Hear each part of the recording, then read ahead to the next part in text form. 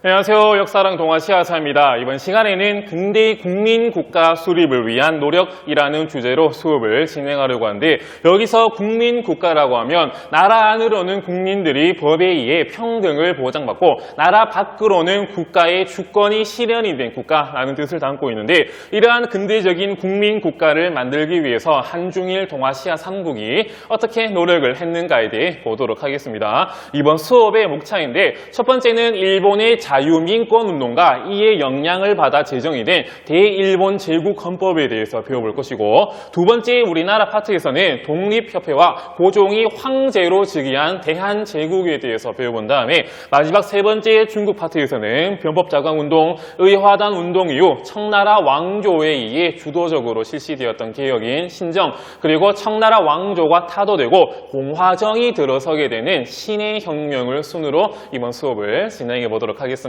먼저 일본의 자유민권운동인데, 이 운동은 1870년대와 80년대에 주로 전개가 되었고, 그 뜻을 보면 일반민들의 자유로운 권리를 증진시키기 위한 운동이라는 뜻을 담고 있습니다. 이러한 자유민권운동이 전개되게 된 배경을 먼저 보면, 1873년 일본 메이지 정부 내에서는 정한 논쟁이 발생을 하게 됩니다. 이 정한론은 그 이전 영상에서도 봤지만 한국을 정벌하여 일본이 입은 불평등 조약을 통해 입은 손실을 만회하자라는 뜻을 담고 있거든요. 하지만 정한론자의 이런 정한론이 받아들여지지 않자 결국 패배한 일부 정한론자, 특히 이타가키 다이스케 등등이 메이지 정부 소수 인사들에 의해 운영이 되었던 독단적이고 강압적인 정치를 비판하게 되거든요. 이에 따라서 이타가키 다이스케 등등에 의해 건의가 된 민선의원 설립 건백서를 계기로 일본의 자유민권운동이 시작이 되게 됩니다. 그 뜻을 보면 민선, 일반 민들이 선거를 통해 선출한 의원을 설립하자라는 건의안이거든요. 이러한 건백서가 일본 신문 등등에 보도가 되고 많은 사람들이 그 내용을 공감하게 되면서 일본의 자유민권운동이 시작을 하게 됩니다. 그 전개 과정을 보면 아까도 언급을 했던 이타가키 다이스케, 그리고 우에키 에모리 등등이 이 운동을 주도를 했고요. 그 내용을 보면 먼저 서양식의 근대적인 의회를 설치하자, 그리고 헌법을 제정해서 입헌정치, 즉 법에 기반한 정치를 실현을 하자 주장을 하게 되거든요. 이러한 자유민권운동이 일본 내에서 활발히 전개되게 되자 메이지 정부는 이를 탄압을 하게 됩니다. 이러한 운동들은 반정부적인 운동이었기 때문에 자유민권운동을 철저하게 탄압을 하면서도 그 필요성을 인정하게 되거든요.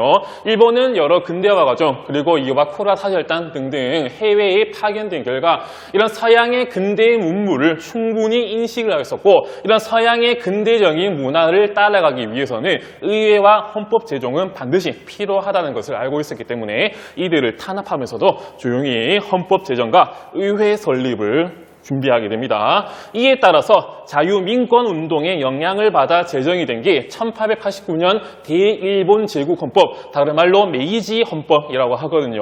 이러한 헌법이 제정되게 된 배경을 보면 첫 번째로 1881년 천황이 헌법을 제정하겠다 약속을 하게 되고, 비밀리에, 국민들이 모르게 비밀리에 헌법이 구상되게 됩니다. 자유민권운동과는 조금은 다르게 천황 중심의 중앙집권적인 독일식 제도를 마련하기 위해서 비밀리에 구상을 하게 되고, 이에 따라서 이토 히로부미 등을 독일이나 오스트리아에 파견한 후에 헌법을 작성하게 되거든요.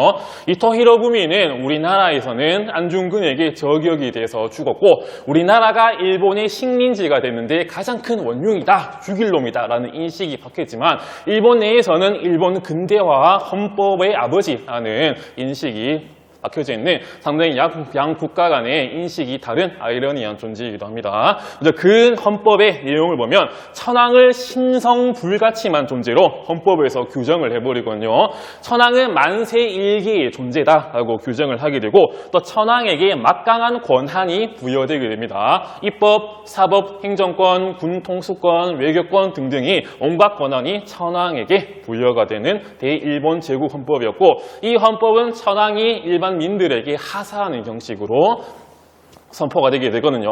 이러한 대일본 제국헌법의 의의와 결과를 보도록 하겠습니다. 천황에게 막강한 권력이 부여됐다고 하지만 천황도 법에 의해서 정치를 해야 되기 때문에 입헌군주제 국가의 제도적 기반을 이 헌법을 통해 마련이 되었고, 이에 대한 결과로서 대일본 제국헌법에 명시된 뜻에 따라 중의원 선거, 즉 의원 선거를 실시하여 1890년에는 이 제국의회를 설립을 하게 됨으로써 입헌 정치가 본격적으로 시작을 하게 되고, 또 같은 해 1890년에는 교육치거를 메이지 정부가 발표를 하게 됨으로써 천황 중심의 가족적 국가관과 충효의 가치관을 국민들에게 주입을 하게 됩니다. 이때 일본에서는 4대 명절이 있는데, 이 4대 명절 아침에는 전 교생들과 전 교직원들이 모여서 이런 교장이 교육치거를 읽고, 많은 학생들은 이 교육치거의 내용을 숙지해야 될 만큼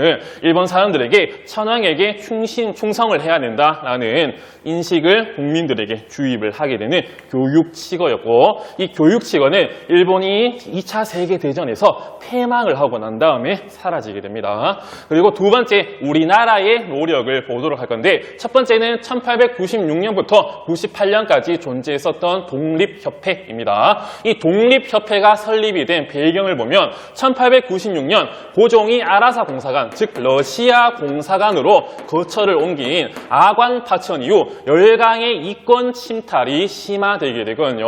러시아에게 많은 이권 등을 넘겨주게 되니까 이 소실들은, 다른 열강들이 이 최혜국 대우라고 하는 조약의 규정을 앞세워서 우리도 러시아에게 준 이권을 만큼의 수준의 이권을 달라라고 주장을 하게 됩니다. 그리고 또 하나는 갑신정변의 주역이었고, 갑신정변이 실패를 하게 되자 미국으로 망명 갔던 서재필이 다시 우리나라로 귀국을 하게 됩니다. 갑신정변에 대한 죄가 사면되었기 때문에 서재필이 다시 돌아와서 이 독립신문을 발간을 하게 되거든요.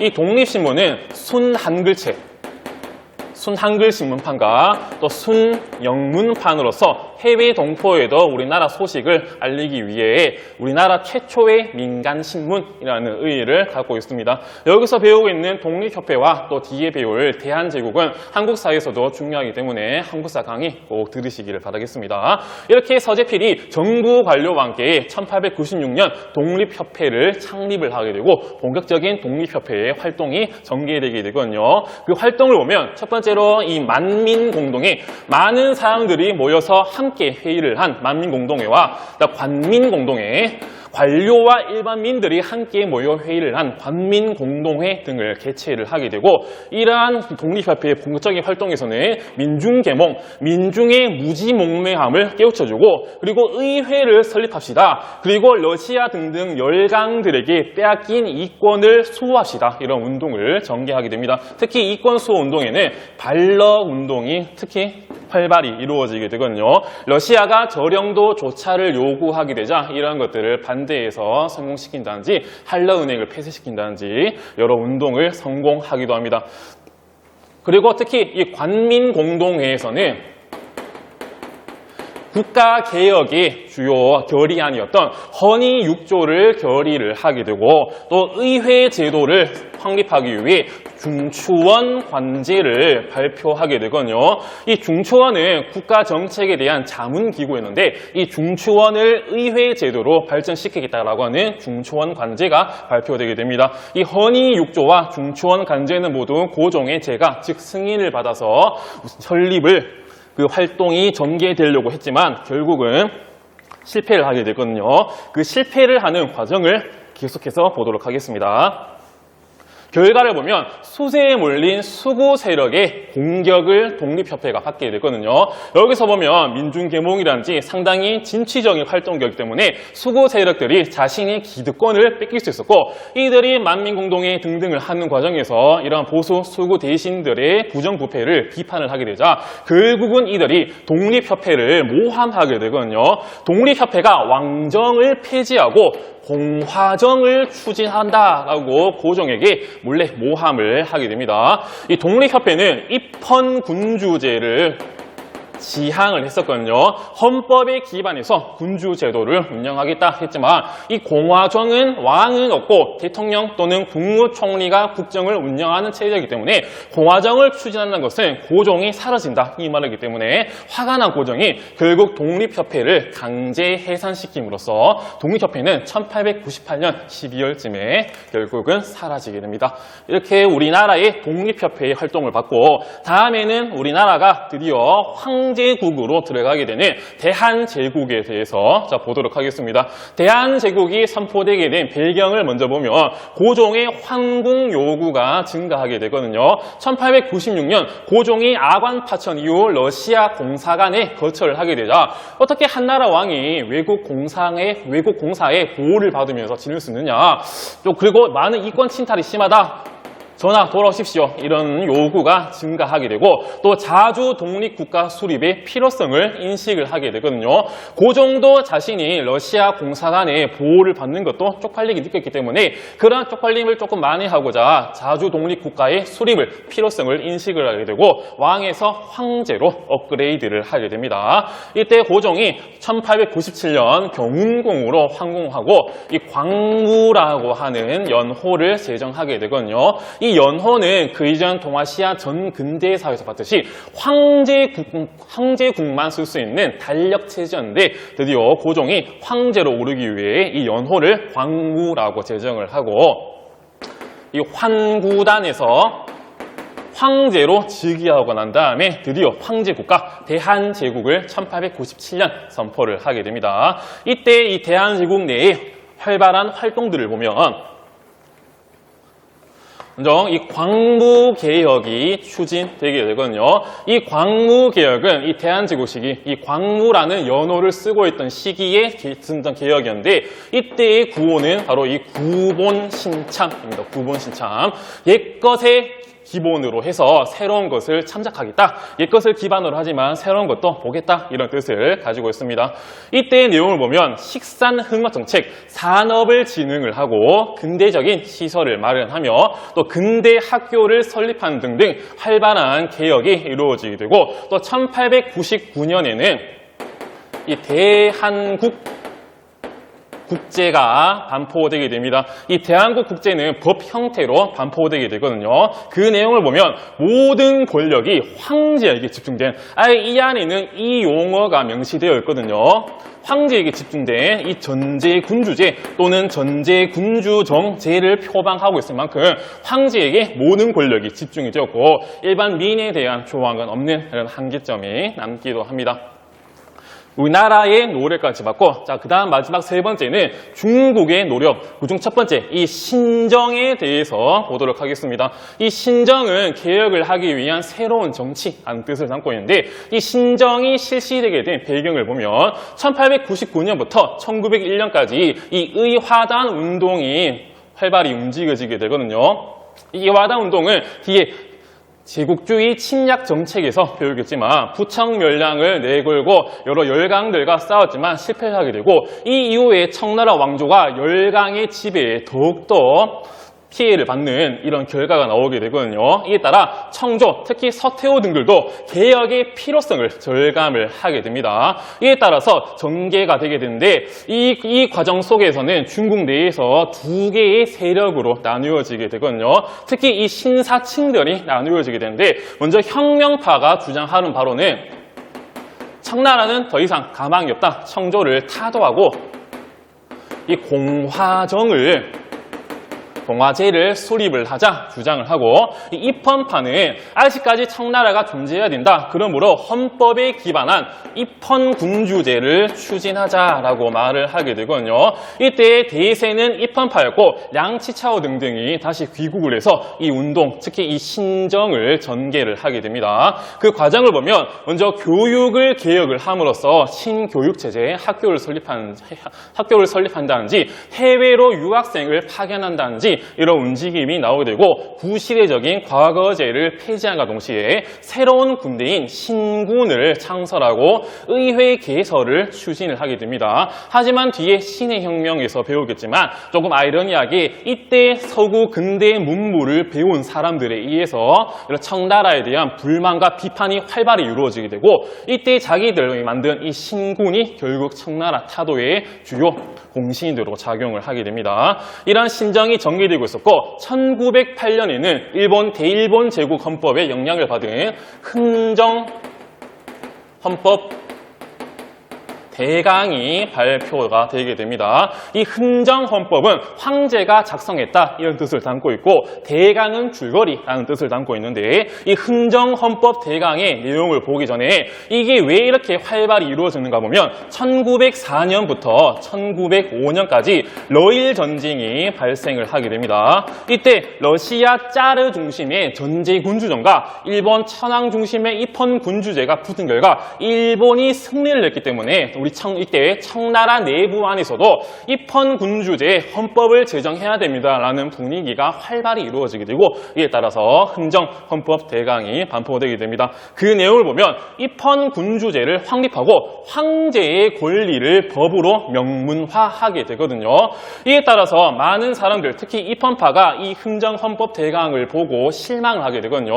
자기들은 그래도 자유로운 민권을 주장을 했지만 결국 황제의 권리만 이 법에 정확히 명시됨에 따라 황제 중심의 중앙집권 체제가 이루어지는구나 입헌파가 실망을 하게 되고 또 1911년쯤에는 당시 마지막 황제 후이의 아버지였던 순친왕이 황족 중심의 의원 내각을 구성을 하게 됩니다. 이 말은 즉슨 만주족, 즉 황족 자기들끼리만 다 해먹겠다 이런 말이 있었기 때문에 결국 이에 실망한 입헌파 다수가 혁명파에 동조해버리는 일이 발생하게 되거든요.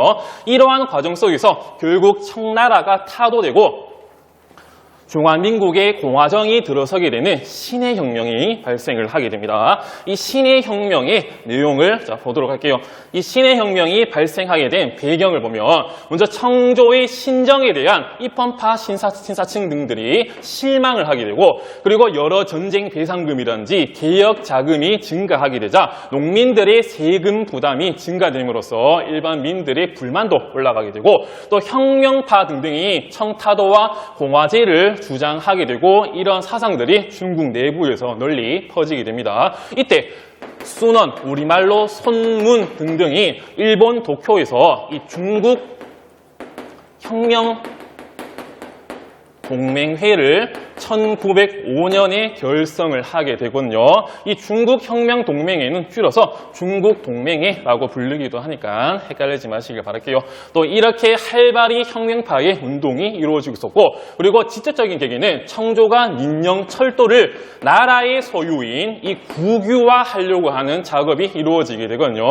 그 이전 중국의 역사를 보면 많은 철도 부설권이 서구 열강에 의해서 넘어가게 됩니다. 하지만 중국 내부에서는 이런 이권을 다시 회수하자라는 운동에 따라서 철도 부설권이 다시 중국 민간 자본에게 넘어가게 되고 이 민간 자본에 의해서 철도가 활발히 설치되고 있었는데 이때 청나라 왕조가 운영되고 있었던 민간에 의해서 설치되고 있었던 철도를 나라의 소유로 하려고 하는 움직임이 이루어지게 되거든요. 왜 그런가 봤을 때 이 철도를 담보로 외국에게 차관, 즉 돈을 빌려와서 개혁 자금을 마련하려고 하니까 또 청나라 사람들이 화가 나게 되거든요. 이때 드디어 신의 혁명이 발생을 하게 됩니다. 그 전개 과정을 보면 먼저 후베이성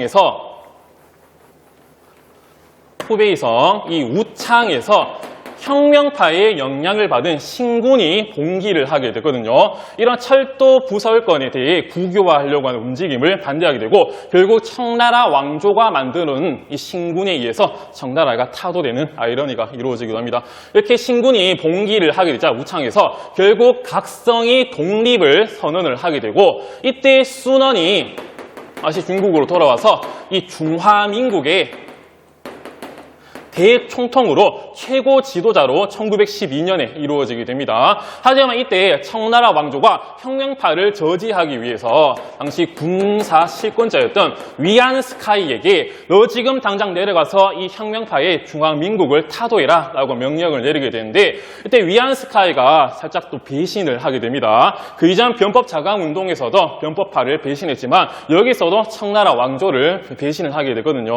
왜 그런가 봤을 때 이 위안스카이도 자기의 군사력을 잃기 싫었고 자신의 권위 증진을 위해서 이러한 혁명파 중화민국도 위안스카이의 군사력이 너무 강했기 때문에 위안스카이의 공격을 받았다가는 겨우 만들어오는 혁명의 분위기가 사라질 수 있고, 또 각성이 독립을 선언했기 때문에 중국이 완전히 분열될 수 있는 위험을 인식한 혁명파가 결국 위안스카이에게 말하기를, 위안스카이야, 너가 공화정 시행을 그대로 유지한다면 너에게 임시 대총통 자리를 주겠다라고 제안을 하게 되고, 결국은 위안스카이가 이 제안을 허용을 함으로써 결국 청나라 왕조를 배신을 하고 위안스카이가 중화민국의 임시 대총통으로 오르게 됩니다. 이 신의 혁명의 결과를 보도록 할게요.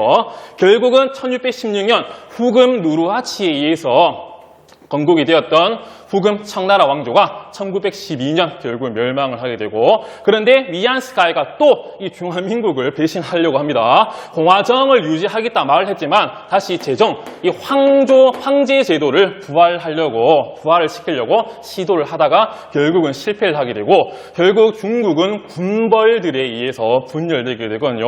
위안스카이라는 군사 체제 안에 중심부가 사라지게 되자 막 지역에서 군벌들이 이제 활거를 하게 되는 그런 결과가 나오게 됩니다. 자, 이번 시간에는 근대 국민국가 수립을 위한 노력에 대해서 배워봤고요. 다음 시간에는 제국주의 침략 정책과 민족운동에 대해서 배워보도록 하겠습니다. 이번 수업도 열심히 들어주셔서 감사합니다.